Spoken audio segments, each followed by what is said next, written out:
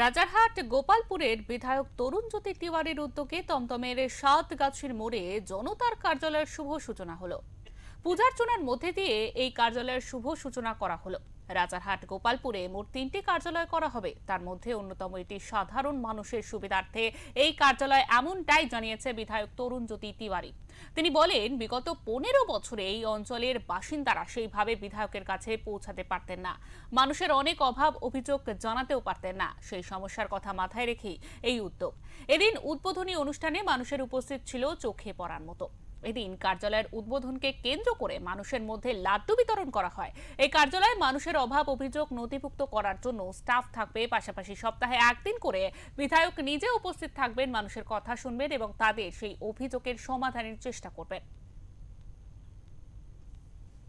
জ্ঞানাঞ্জন শলাকয়াং চক্ষুর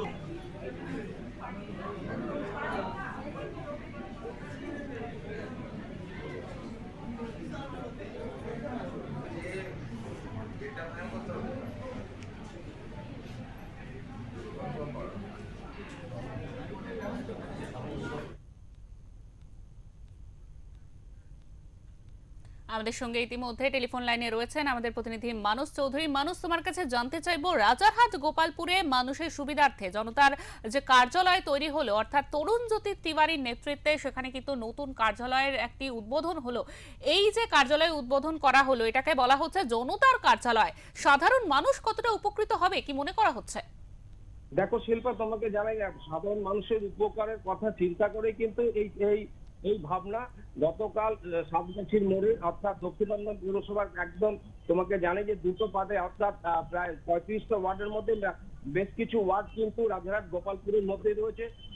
এর ফলে কিন্তু এই প্রায় 17টা যে ওয়ার্ডের মানুষ কিন্তু প্রায় যোগাযোগ বিচ্ছিন্ন ছিল, কেননা অদিতি মুন্সি এর আগে যে রাজারহাট গোপালপুরের বিধায়িকা ছিলেন অদিতি মুন্সি, তাই তাকে কিন্তু পাওয়াই যেত না। এই অঞ্চলে কিন্তু তাকে পেতে কিন্তু সাধারণ মানুষের দুর্ভোগের সম্মুখীন হয়েছিল। ফলে রাজ্যে যে পরিবর্তন সরকার এসেছে তাদের চিন্তা ভাবনা ছিল মানুষের যাতে কোনো সমস্যা না হয়, অর্থাৎ মানুষ যে কোনো সমস্যার সম্মুখীন হলে সঙ্গে সঙ্গে যাতে তার কাছে কোনো ওয়ার্ড হয়, যে অফিস হয়, সেখানে কিন্তু তাদের যে কমপ্লেন লঞ্চ করতে পারেন এবং সেই যাতে যে অভিযোগগুলো করছে সেগুলো যাতে দ্রুত সমাধান করা যায়, সেই চিন্তা ভাবনা করেই কিন্তু রাজারহাট গোপালপুরে 3টি এই কার্যালয় ভবন তৈরি করা হচ্ছে। তার মধ্যে অন্যতম হচ্ছে সাতগাছির এই কার্যালয়টি। গতকাল পুজো পার্বণের মধ্যে দিয়ে কিন্তু এই কার্যালয়টি উদ্বোধন করা হলো এবং যেটা ওখানকার বিধায়ক তরুণ জ্যোতি তিওয়ারি তিনি যেটা বললেন, আমরা মানুষের কাছে এসেছি, মানুষের সুখ দুঃখের পাশে আছি এবং থাকবো। আমরা বরাবরই একই কথা বলে এসেছিলাম, তাই তিনি কার্যালয় করলেন এবং সপ্তাহে তিনি কিন্তু 2 দিন করে ওখানে বসবেন এবং মানুষের কথা শুনবে, মানুষের দরবারে তিনি থাকবেন, অর্থাৎ মানুষের অভাব অভিযোগ যারা থাকবে তাদের কিন্তু জানাবে এবং তিনি যতটা দ্রুত সম্ভব হয় সেই সমস্যার সমাধান করবেন। প্রচুর বিজেপি কর্মী সমর্থক থেকে এলাকার মানুষ কিন্তু তারা ওই কার্যালয়ে কিন্তু কালকে আসেন। প্রচুর মানুষের ঢল উপস্থিতি দেখা যায় এবং দেখা যায় যে মিষ্টি মুখ অর্থাৎ খাদ্য বিতরণ করে কিন্তু তারা উৎসব পালন করছেন। অর্থাৎ মানুষের যেটা ছিল ভয় আউট ভরসা ইন, সেটাই কিন্তু কালকে কিন্তু পরিলক্ষিত হচ্ছিল। শিল্পী, একদমই মানুষ, তোমাকে অনেক ধন্যবাদ।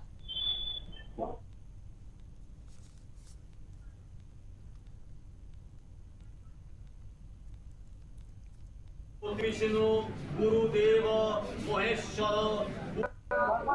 বিধানসভার কাছে আমি স্কোয়ার হিসেবে ধরি, 4টে কোণে 4টে করার কথা এবং সেই চেষ্টাই করা হচ্ছে। মানুষ যাতে সুবিধা পায়, মানুষের কাছাকাছি যাতে হয়, এরকম না হয় বিধায়ক কার্যালয়ে যেতেই আধ ঘন্টা সময় চলে গেল।